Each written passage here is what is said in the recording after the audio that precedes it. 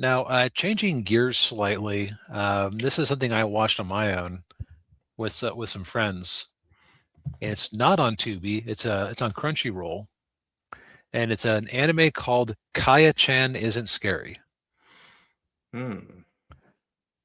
The best way I could describe it is, what if Spy Family didn't have a secret marriage and was a horror series instead of a action spy comedy?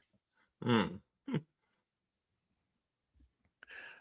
So the basic premise is that you have this kindergartner named Kaya, who also Kaya-chan, Japanese diminutive nickname, um, and she's seen as a very bossy character at her kindergarten. Like she'll just randomly say, you can't swing on the swings, and bully people and make them go away. So nobody really likes her because she's so weird. Yeah. Um, and you have Chie over here, her well-meaning kindergarten teacher, who's really trying to keep her on good behavior, but she just can't figure out what's going on with this girl. Hmm. Well, it turns out that Kaya's deal is that she is one of, if not the most powerful psychics in the world, and so she is seeing dark demonic spirits Oh. that I don't know if they're attracted to her or what, but you have like she's seeing them, and so she's trying to keep people away from them. So it's like in the opening scene where she's bullying people away from the swings. You think it's just a bossy little girl who wants the swings to herself. No, she's trying to keep them from being fangoriously devoured by a ghost that's taken up residence there. Oh. Hmm.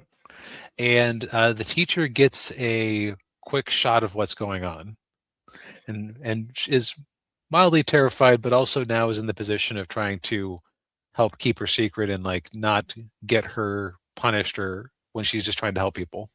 Uh, Now, the tone of this series is kind of interesting because on the one hand, a lot of moments are played for comedy. Like most of the time, Kaya-chan just like smacks down these ghosts like she's One Punch Girl. no.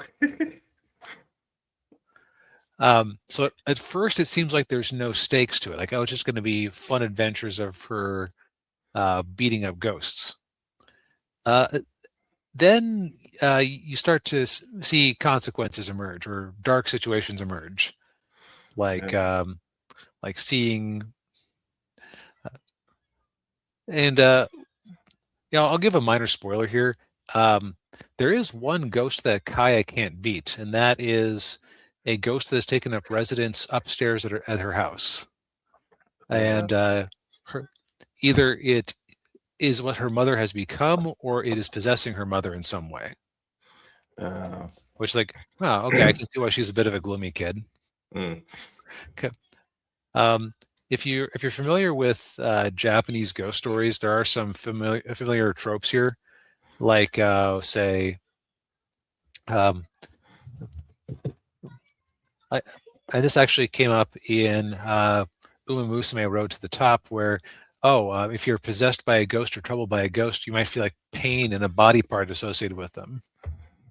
Uh, So it's like in one scene, a ghost is riding on her dad's shoulders, um, and like, oh, my shoulders have been so stiff lately, uh, and like Dad, I forget if this is exactly what happened, but like Dad kneels down, like, Daddy, can go down for a second, and then she like smacks the ghost away. You had a bug. There are also a lot of situations where there isn't a clean resolution, like somebody stays possessed, or the possessed items that they dealt with are just donated because another teacher didn't realize what was going on with them. Oh. Mm. But at the same time, a lot of scenes are played just for like school comedy and like the comedy around this kind of moody little girl being the most powerful psychic in the world. Mm. And this guy like here, it seems like he's a pedophile joke. Oh, jeez. Um, but what he actually is somebody who has a very tragic past where Kaya actually helped him out, but she wouldn't know him. Uh, Like, because her ghost busting powers emerged early. uh, And so he's actually making it his mission to try to help her out in some way to repair her.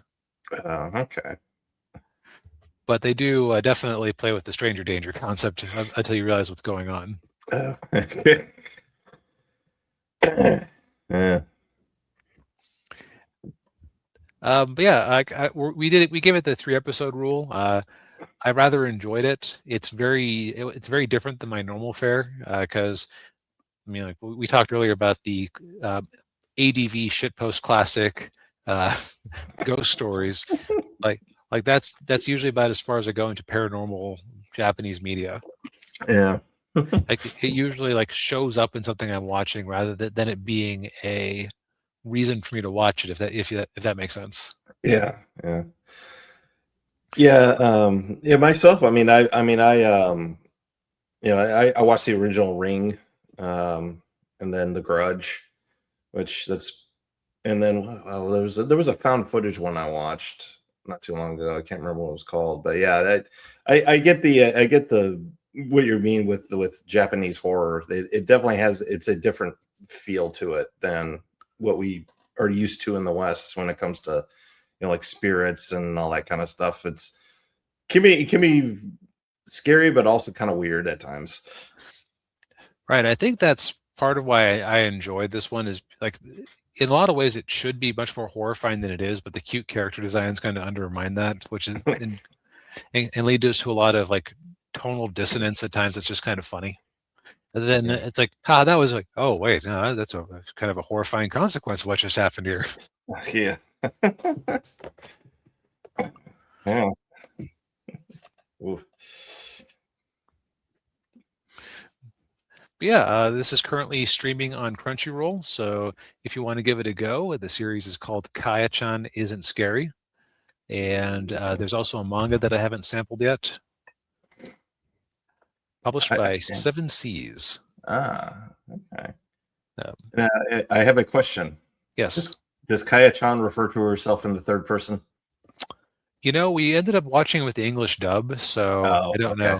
know. Okay. I do know I do know like that's much more common. Okay, at least in Japanese media, it's much more common to have characters refer to themselves in the third person. Right, like Anya from Spy Family.